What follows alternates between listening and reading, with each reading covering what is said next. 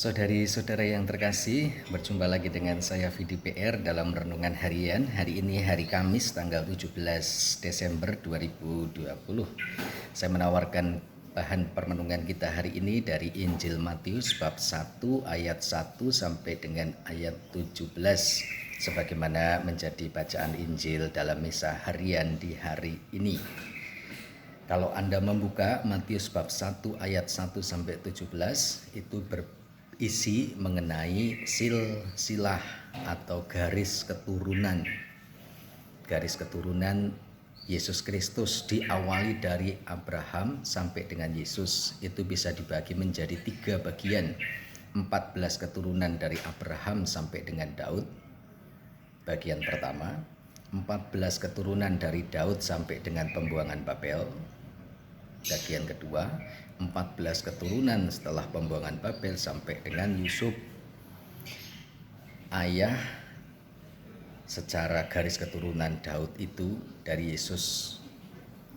Ya, Yusuf tunangan Maria yang melahirkan Yesus Kristus itu. Ini mau mengatakan apa sebenarnya? Mau menyampaikan bahwa Yesus justru, minta maaf ya, saya menyampaikan lagi.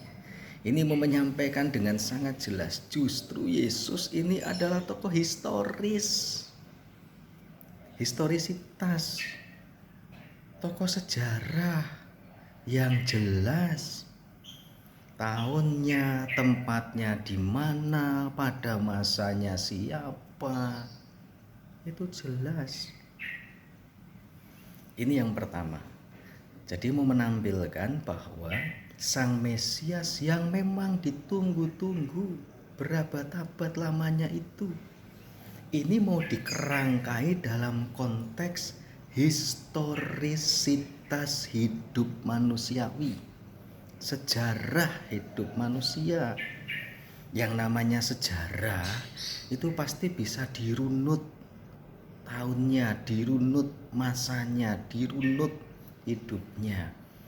Ini punya garis keturunan siapa, karena Yesus memang sejarah.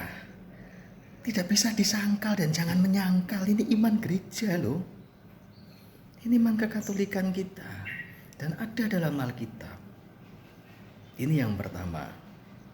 Injil hari ini mau menyampaikan adanya banyak nama. Ini bahkan hanya isi nama-nama saja bacaan Injil. Intinya mau menyampaikan Yesus memang seorang tokoh historis.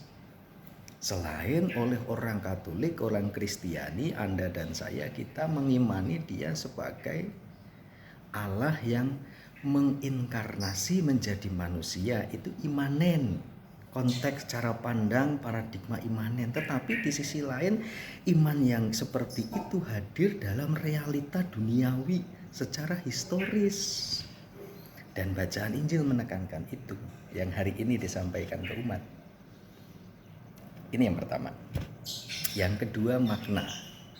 Kita melihat kalau Bapak Ibu memperhatikan dari perjanjian lama, ada banyak nama-nama itu tidak semua bukan orang-orang yang lurus-lurus saja, orang saleh-saleh saja, orang benar lempeng, tidak.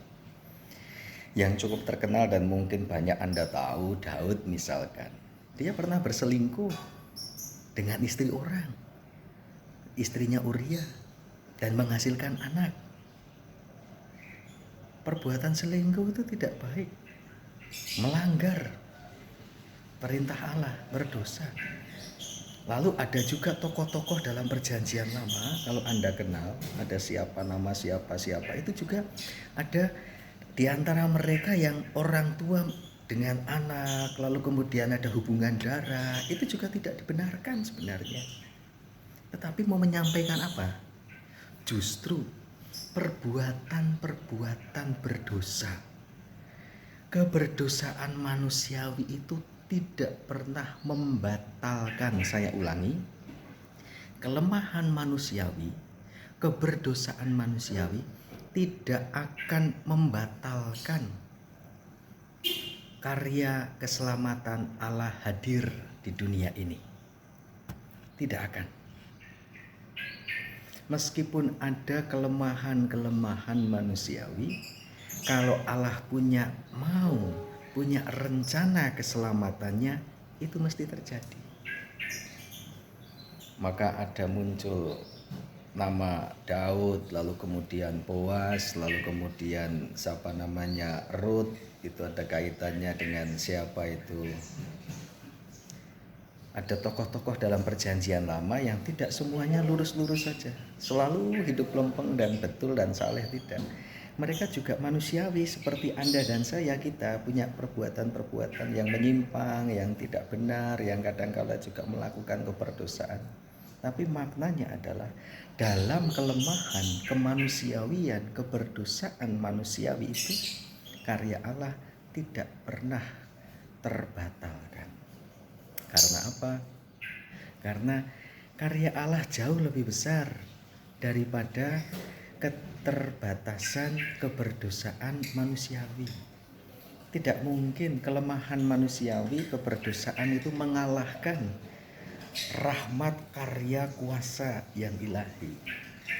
Yang ilahi, karya keselamatan, rencana keselamatan Allah jauh lebih mampu, lebih besar, dan mengatasi kelemahan kemanusiawian, keberdosaan kita manusia. Ini refleksinya. Maka kalau kita melihat ada orang-orang tertentu yang punya pengalaman, kita melihatlah ke belakang, dari merunut dari sejarah hidup Anda, dari keluarga kita masing-masing atau pribadi orang lain. Ada dari garis keturunan tertentu yang orang menjadi seperti kita, seperti Anda, seperti saya sekarang ini.